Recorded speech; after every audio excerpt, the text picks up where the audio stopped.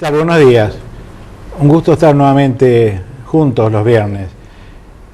Hoy el tema que vamos a desarrollar es un tema que nosotros hace mucho tiempo instalamos en nuestra agenda, es un tema permanente, pero que últimamente se ha transformado en una vedette de los medios gráficos y televisivos, y casualmente estamos con uno de los primeros actores de este tema en los últimos tiempos. Eduardo. ¿Qué tal? Bien, un gusto poder tenerte con nosotros. Y bueno, en todas partes se está hablando de la despenalización de la droga, y aparece el profesor Eduardo Calina hablando con mucha propiedad y iluminando, porque hay mucha gente que no sabe de qué se trata. Sí, desgraciadamente estos temas, cuando se vuelven mercadería política, vamos a poner así, se produce una confusión y un manejo en base a intereses circunstanciales que los políticos siempre tienen sobre este tema. Yo hace tiempo que insisto y doy como modelo: en la Primera Guerra Mundial Francia estuvo en un momento en una situación muy delicada, y volvieron a llamar a un político muy fuerte, un hombre de mano dura, que había conducido a Francia y lo habían dejado de lado justamente por este problema, que fue Georges Clemenceau. Y él resolvió el tema de la guerra y dijo: la guerra es un tema demasiado serio para que esté en manos de militares. Una frase que recorrió el mundo. Y yo, tomando ese modelo, digo: la droga es un tema demasiado serio para que esté en manos de políticos. Y por eso el artículo que motivó tanta controversia que escribí en el diario Perfil, lo inicio con una frase de Einstein que dice: en aquellas personas que no son especializados, la información sustituye al conocimiento. Entonces vemos a políticos que tienen una serie de informaciones y las largan y hablan con una gran propiedad de un tema que no conocen. Y entonces una cantidad de gente legisla y apoya medidas sin ningún tipo de conocimiento serio y sin medir las consecuencias de lo que va a ocurrir con estas medidas, o lo que ya está ocurriendo, porque esta práctica de despenalizar la vienen poniendo en práctica hace un tiempo atrás, y lo que hemos visto, la población ha visto que el tema de la droga se ha agravado brutalmente en todos lados. Eduardo, una pregunta. Estamos viendo en los diarios que aparecen dos estadísticas, dos informes epidemiológicos bastante diferentes, ¿no?, en cuanto a cifras. En uno dicen que el incremento de marihuana no supera el 1%. La percepción es que es mucho mayor, ¿no? Sí, las estadísticas, todo el mundo sabe, son bastante difíciles de creer con absoluta seriedad, son indicadores, pero lo notable es lo que estás comentando, es que el propio gobierno tiene dos líneas, una que es la más especializada, que es la del organismo oficial, y la otra, el Cedronar, y la otra de los organismos políticos. Y ellos ven una realidad que la gente no la vemos, y los que estamos en el campo de batalla no la vemos. Y yo veo gente de todo el país, y además ando en conferencias, en congresos por todo el país, y la difusión de la droga es creciente y creciente y creciente, porque no se ha actuado bien. Y la gente entonces nos dice: y bueno, ¿y qué hay que hacer? ¿Qué hay que hacer? Hay que hacer un plan a 30 años. ¿Quién que conoce los políticos argentinos de este momento puede creer que van a hacer un plan a 30 años si no se hacen planes en el país más que a 15 días? Este tema, para revertirlo, requiere muchísimo trabajo, y facilitarlo es la idea más descabellada, es un desconocimiento, porque en la medida en que se lo facilita, se expande. Eso ha ocurrido en el mundo. Entonces tenemos que aprender, además, que cada país tiene sus características, y una población como la actual, golpeada por todos lados, que ha venido sufriendo cambios y cambios sin ningún tipo de orientación, que la gente está perdida, trabaja como locos, no entienden lo que pasa, este modelo económico brutal que se instaló en nuestro país en los últimos años, que hace que la gente viva trabajando para subsistir, y se está desestructurando la organización familiar, y los chicos desde muy chicos quedan solos, expuestos al efecto de la propaganda y de la inducción, que tiene una severidad en las personas más jóvenes brutal. Cuanto más joven es la persona, más fácil entra todo esto, menos capacidad tiene el individuo para pensar, discriminar, poner frenos. Cuando una persona es grande y de repente prueba droga o entra en alguna de estas cosas, puede pensar, darse cuenta de caramba, en qué lío me estoy metiendo, esto, ¿dónde me voy a llevar? Prestar atención. Los jóvenes no, están educados en la propaganda y expuestos a la propaganda, y la propaganda les llueve por todos lados, y los cerebros son inmaduros. Y una vez que prende, esto es una enfermedad que hasta el día de hoy sabemos tratarla, pero no curarla. Eduardo, cuando uno habla de adicciones, bueno, en este caso está hablando de drogas que están penadas, su comercialización, su venta y también su tenencia. Pero si uno mira estas mismas estadísticas, hay drogas legales, por llamarlas en forma diferencial, que en nuestro país tienen un desarrollo de adictos importantísimo. Estoy hablando de alcoholismo y tabaquismo, ¿no? Pero desde que se hace más propaganda, están más libres, se fueron difundiendo y difundiendo. El tratamiento que hizo la sociedad del tabaco, restringiendo y restringiendo y restringiendo, prohibiendo la propaganda, controlándolo, es el único que da resultados. En Estados Unidos, donde desde que lucharon contra el tabaco y pusieron frenos por todos lados, se mejoró la situación de salud del país. Es decir, que la liberación no funciona. Estas son drogas legales y las otras no. Tampoco, ya no son más ilegales, porque está esto de la despenalización, se está discutiendo, en la práctica está. Ya hay fallos de jueces, los jueces se quieren sacar del tema de encima, porque como no se ha trabajado seriamente, la ley anterior no era para criminalizar ni penalizar, era obligarlos a tratarse. Pero si no hay dónde tratarlos, los jueces empezaban a buscar dónde tratarlo, empezaron a no encontrar, mandarlos presos era un absurdo, pero no es porque la ley fuera mala, sino porque no se actuó de acuerdo a lo que se esperaba debía hacerse por la ley. Eduardo, ¿cuál es la experiencia de estos cambios que se proponen cuando fueron introducidos en otros países? Yo te voy a contestar en dos formas. Primero, en la mayor parte de los países, o yo no creo que ninguno se benefició, pero además hay que tener claro la diferencia de lo que es cada país y las circunstancias históricas. En este país que está viviendo un caos, todavía agregar la liberación de la droga es absolutamente un error táctico, político fenomenal, porque una población en angustia, una juventud desorientada como está, la falta de cuidados, caer en manos de todas estas delincuentes, digamos, que venden droga y que han sofisticado sus maneras de hacerle llegar a los jóvenes, encuentran una clientela fenomenal en una sociedad donde se valora lo inmediato, lo presentista en todo sentido, nadie le importa el futuro. ¿Vos pensás que hemos logrado tener una población que no le importa el futuro? No han aprendido lo que es la secuencia del tiempo y la importancia del futuro. Cuando éramos chicos, íbamos al colegio, nos enseñaron a ahorrar. ¿A quién le enseñan a ahorrar? Ahorro es una palabra desconocida. País de años y años de inflación. O sea, todos los factores sociales favorecen el desarrollo de la droga. Y entonces, los comerciantes de la droga son muy hábiles.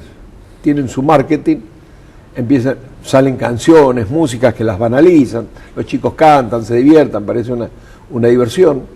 Y además, en una sociedad donde la vida no vale nada, nadie se preocupa por la vida, matan a uno, matan a otro, nadie le importa.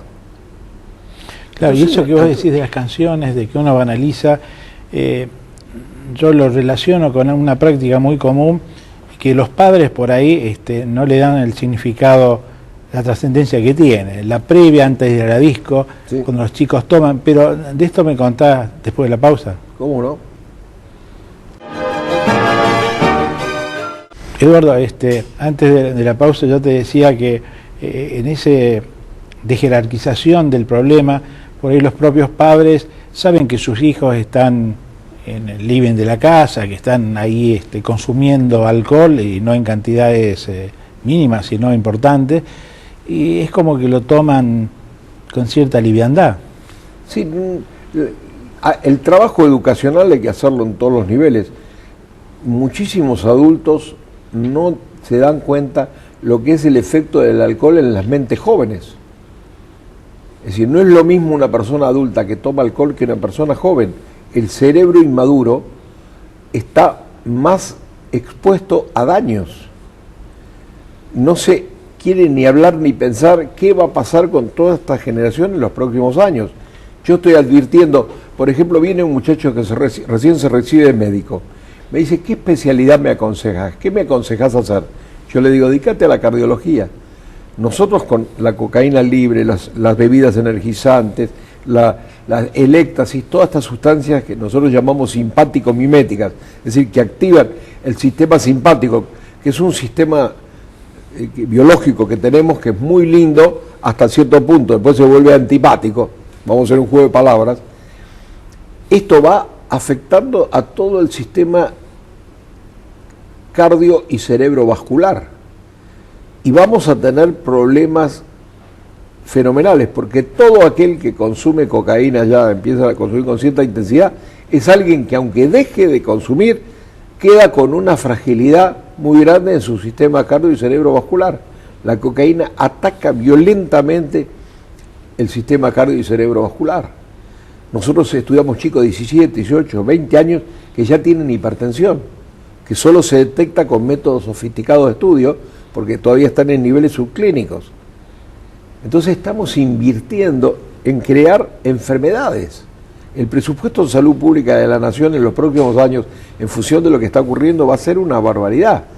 Por eso los políticos piensan en el éxito y en la simpatía inmediata que causa que le faciliten fumar, que parece tan divertido. Pero hay que aprender a pensar en consecuencias. Y entonces estos padres que parece muy divertido, los chicos beben, todo eso, no es que beben así nomás. Cambió el criterio de, tomar un vino en una comida, adultos, como un elemento que formaba parte de la alimentación. Ahora es beber a caer, ellos dicen a estar de la nuca, a estar de la cabeza. Buscan el efecto del alcohol. El efecto letal, ese que... No disfrutan de una copa de vino, sino que buscan el efecto que le va a generar. El efecto ese de que les dé el knockout. Eso lo viven como diversión y eso produce daños en regiones muy sofisticadas del cerebro, por ejemplo como es la zona del hipocampo donde está la memoria, lo mismo la marihuana. Ahora, esto se asocia con las otras drogas, con las drogas penadas. No, es que ya no están más penadas, porque para uso personal no están penadas. Un tipo lleva 10 cigarrillos de Paco, un muchachito, dice, yo para uso personal. Entonces, los que venden andan con 10, 8, lo van vendiendo. ¿Y cuál es la línea divisoria? No hay, cada juez lo decidirá. Entonces, los jueces están hartos de estos temas, no lo pueden manejar, no tienen a dónde mandarlos. Entonces dicen, no, es un tema que hay que sacarlo del área judicial. ¿Quién de nosotros quiere criminalizar a un adicto? Que es la gran bandera que hacen estos políticos. Nadie quiere criminalizarlo. Lo que queremos es mandarlos a tratar. Y que se les dé tratamiento lo más precozmente posible, porque luego es absolutamente irreversible los daños. Especialmente con el Paco, que es una droga de una toxicidad fenomenal. Así como vos decías que dos organismos oficiales tienen distintas estadísticas, distintos informes, también tienen dos posiciones, porque el CEDRONAR, respecto a una modificación de la ley, tampoco está convencido que sea... No están convencidos la gente. Bueno, pero en el CEDRONAR hay especialistas, gente que trabaja en el tema. Los otros son políticos que les gusta hablar sobre el tema o que deben tener algún interés especial del punto de vista de electoralista o de causar sensación o de distraer. No lo entendemos. Nadie entiende por qué se larga este tema en este momento y no responde a ninguna necesidad, pero este tema requeriría, a mi gusto, una ley de emergencia nacional, destinar fondos enormemente, trabajar en todos los frentes para frenar esto, porque estamos, no te olvides que estamos en el siglo del conocimiento y nosotros estamos fabricando seres que van en un proceso de descerebración. Yo digo que estamos fabricando cerebros tipo Neandertal, es decir, el cerebro del Homo sapiens ha crecido, se ha desarrollado en la región frontal, tenemos 2 centímetros más que el chimpancé de frontal, que es el lóbulo de las civilizaciones, lo que nos da la condición humana, que te permite pensar en consecuencias, que te permite tener espiritualidad, te permite tener conciencia moral, y estas drogas dañan eso. Por eso estos tipos matan así como así, porque no tienen ninguna noción del otro. Él quiere tu corbata, antes la arranca y si no te molestaste te pega un tiro o una cuchillada total, y se van así nomás sin el más mínima noción de quién sos vos, quién es tu persona, tu vida, tu familia, tu historia, nada. El tipo en ese momento le gustó la escena y se fue y chau.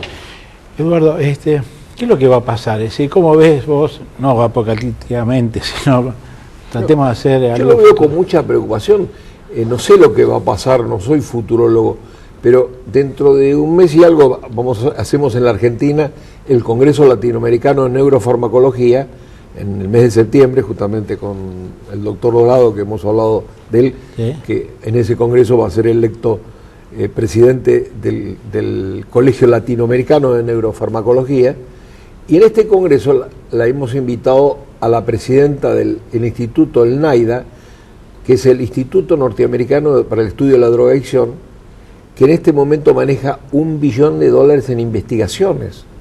Ellos están estudiando las más sofisticadas formas de acceso al cerebro y lo que va pasando con las drogas en el cerebro, y entonces va a venir a dar la conferencia inaugural, que yo te voy a invitar porque vas a poder tomar notas para poder después pasarlas en el programa, que es una persona, es una investigadora que es de una seriedad y de una respetabilidad internacional, porque es la primera persona que mostró cómo la marihuana, la cocaína van produciendo daños en el cerebro a través de las investigaciones con tomografías, con SPECT, con resonancias, con la tomografía de emisión de positrones. Eduardo, vamos a estar ahí, pero me adelanto y te comprometo que después volvamos acá y nos cuentes sobre las nuevas experiencias y conclusiones del Congreso. Con gusto, porque yo la acabo de escuchar hace 4 o 5 semanas en España,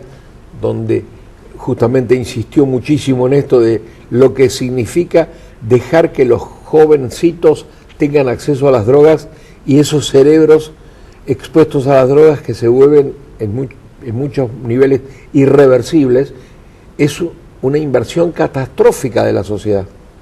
Eduardo, te agradezco mucho que nos hayas acompañado y bueno, como decía, esperamos tenerte de vuelta. Bueno, ya me comprometo, con gusto.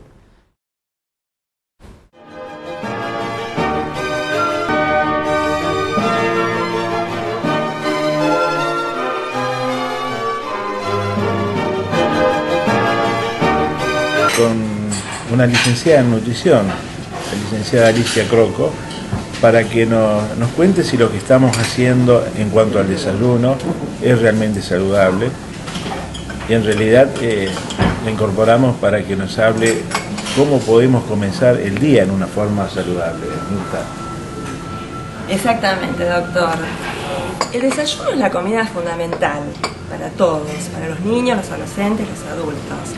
Muchas veces las personas por apresuramiento no desayunan y evitan esa comida tan importante porque aporta hidratos de carbono de acción lenta que lo van a utilizar para las actividades cotidianas. Un desayuno tiene que aportar no solamente esos hidratos de carbono que tenemos acá, por ejemplo, presente, que son panes integrales, proteínas de alto valor biológico, por ejemplo, quesos. En este caso han elegido queso untable y dulces. En el caso de los quesos untables, tengo que decir que muchas veces la gente considera que aporta calcio. Y en realidad el aporte es insignificante, por lo cual el hecho de hacer un buen desayuno hay que tratar de elegir esos alimentos que nos van a servir para nutrirnos. Entonces vamos a elegir quesos compactos magros que tienen un bajo porcentaje de grasas. No hay cosas prohibidas, simplemente la persona tiene que saber distinguir aquellas opciones que van a ser más saludables. Es decir, excluir esas grasas que tan famosas son, que son las grasas trans y las grasas saturadas. Entonces, por lo tanto, hay que conocer dónde están esas grasitas.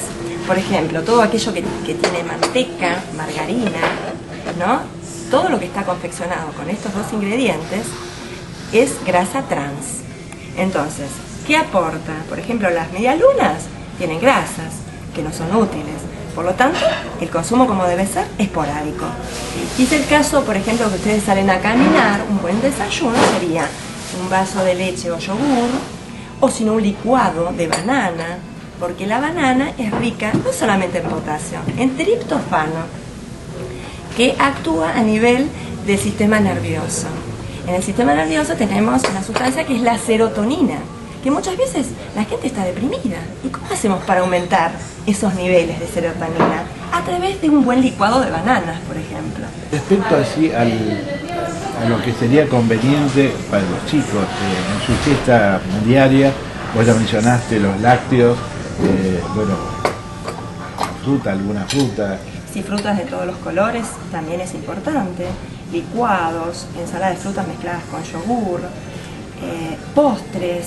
Por ejemplo, si al chico no le gusta la leche, entonces tratar que la madre le haga un arroz con leche a la mañana, si por ejemplo en verano o en primavera, o si no, leche con cacao. No es malo incorporar el cacao. Tiene propiedades importantes el cacao también. Tendríamos que desayunar antes de salir a caminar. Pues es muy interesante todos los detalles y todos los pormenores que dice Alicia. Alicia, para nosotros realmente contar con tu presencia, bueno, nos embellece la mesa y además nos va a hacer corregir actitudes. Y bueno, como habíamos adelantado al inicio de este ciclo ahora de desayunos saludables, esta es la primera participación de Alicia, pero además del desayuno saludable queremos tener una alimentación saludable. Ya me corrijo, el tema de la palabra dieta no la tenemos que utilizar, así que bueno, bienvenida al grupo y propongo un brindis saludable. Muchas gracias para todos.